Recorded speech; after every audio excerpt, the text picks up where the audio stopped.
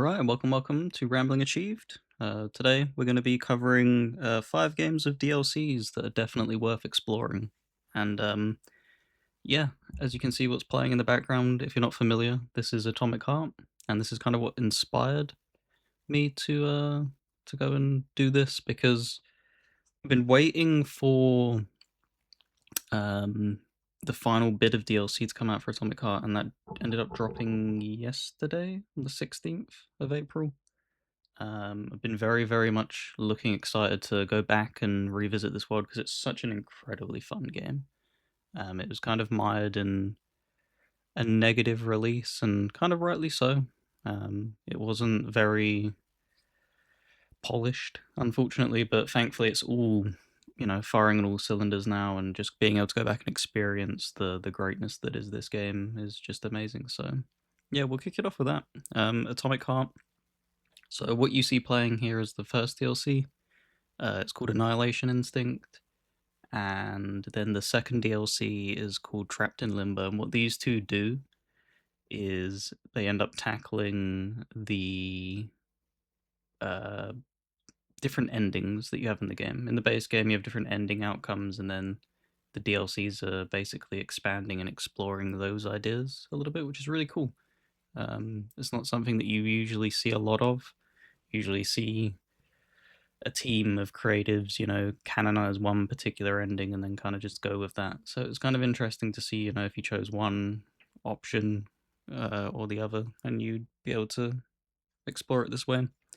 You also have a third DLC called Enchantment Under the Sea, which also is like heavy pushing the narrative driven, and then the final one it's called Blood on Crystal, and I have um, no information on that at the moment, given that it's literally just come out, so I haven't touched it. But yeah, like, cannot recommend this enough. Like, if you enjoy Far Cry and Bioshock, like, this game really does a good job of balancing the strong suits of both of them games. It's not as open as Far Cry, so just be aware of that. Like, the base game has like open sections and stuff like that, but a lot of the time it's a little bit more linear than I think people may have expected whenever they heard the Far Cry comparison. So it's definitely more. It's probably like a 70% uh, Bioshock and 30% Far Cry split if I was to guess. But yeah, that is Atomic Heart. Definitely worth your time if you've been holding off on it, or if you ended up playing the base game and you've not got around to the DLCs like myself up until recently. Definitely go and give it a go. All right, and up next, I should have probably prefaced this at the very beginning. Obviously, with it being a list of 5 titles, you have to draw the line somewhere.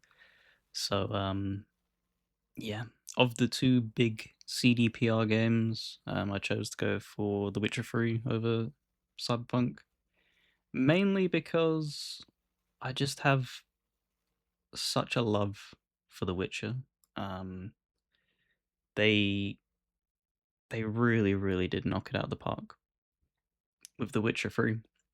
However, I was a massive fan of The Witcher 2 as well. I've not really dabbled too much in The Witcher 1. It's a little bit too dated and clunky and a little bit flawed. I'm looking forward to the remake whenever that comes out. Um, but yeah, like, when you're talking about what The Witcher 3 accomplished, it's almost inconceivable to think that they would be able to basically surpass that with DLC. It's really crazy. So the first DLC that came out for the game that wasn't like a free, because they did a bunch of free stuff as well. They did a bunch of free little mission packs here and there, cosmetic packs and stuff. But like the first chunky piece of DLC was Hearts of Stone, which is a kind of interesting um, exploration of just tagging on like the base game map and stuff like that, and fleshing things out. Still very narrative driven, and a very emotional and impactful story. And then you had Blood and Wine, which came out after the fact, and that was you could just see all of like the creative juices flowing in CDPR. Everything just oozed with atmosphere because it was balancing a really dark, grim and gritty, um, like vampire setting, while also really heavily leaning into like the whimsical aspect of what Toussaint was and stuff like that, of being so incredibly like fantastical. Um, it was just a really cool like odds and ends thing. But yeah, just truly phenomenal. And then on top of that, I don't think this is a spoiler because they ended up putting up the whatever it was, the anniversary thing. They just closed the story really damn well. It was just a complete love letter of closing the book on Geralt's chapter with the vineyard and stuff like that. They end up doing that anniversary video showing everybody coming, and it was just so heartwarming. Um, it's going to be really interesting to see where they go with The Witcher 4, giving Ciri like the entirety of the spotlight, seemingly, and I welcome it. It's always good to rest and put to bed a character on like a high. You don't want to like wring Geralt out dry. Um, so yeah. But yeah, of the two, I'd probably say Blood and Stone is my preferred, but Hearts of Blood of Stone, Blood and Wine is my preferred of the two because I'm just such a big fan of vampires and stuff like that. But Hearts of Stone is no slouch. Like it's an incredibly written DLC, and also Gaunt Dim is just an absolute menace. So there you go. The Witcher 3 will be the second game. Right, leading into the third game, it's going to be Control. So it still baffles me that Control has kind of struggled. A lot of Remedy titles seem to struggle. They don't break out into the mainstream really at all. And I think Control's done good enough in the long run. Like it's reached like really good high milestones of sales and stuff like that. But I think that a lot of that was sailed, uh, like discounted sales, I should say, which is, it's not always ideal when your budgets and stuff like that are so unbelievably high. Very creative game, and you had two DLCs for this. You had the Foundation, which is what's playing on in the background here, and it's kind of more of the same. And I don't think that that's necessarily negative. It just continued to deliver the greatness that was the base game, and just exploring that. Really, really fun. Really, really, really enjoyable. And then you had the AWE expansion, which is used to connect their Remedyverse, is what they're referring to it as. And because you'd seen aspects of it be referenced in other games, like in Quantum Break referencing Alan Wake the Writer, and then you had like other aspects be referenced here and there, and then yeah, it was all very being coy about it. And then this DLC has just basically ripped the band-aid off and gone, yeah, they're the same universe, 100%.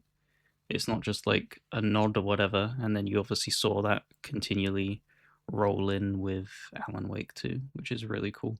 I'm a very, very big fan of connected universes, so it very much scratches the itch for me. I know that's not the kind of thing for everybody. Not everyone's a fan of that. But for me, I very, very, very much enjoy connected universes and reading through the lore notes of Control and then piecing them together, and then having that same kind of aspect in Alan Wake 2 was just really, really cool. But yeah, both of these really fun. I love the shooting and gameplay loop of Control. I know it's not for everybody, but it's just, yeah, it's really damn fun. So I'll give the third nod to Control with their two amazing expansions. All right, and then leading into the fourth game, I I think I've shed my love for Deck 13's The Surge. So The Surge was a really cool step into trying to do a creative spin on the Souls-like, going into the sci-fi and adding little expansions to gameplay mechanics that you don't usually see. And they got really wild and wacky with the DLCs, because in the base game there was like a couple of funny little, not taking itself too seriously kind of things, and then with the DLC they just went full hog. So you had the good, the bad, and the augmented, which is essentially the Creo company made a Western kind of testing facility kind of thing. I don't know if this was for like a TV show or something, but it was really, really cool. They're like little challenge chambers, basically.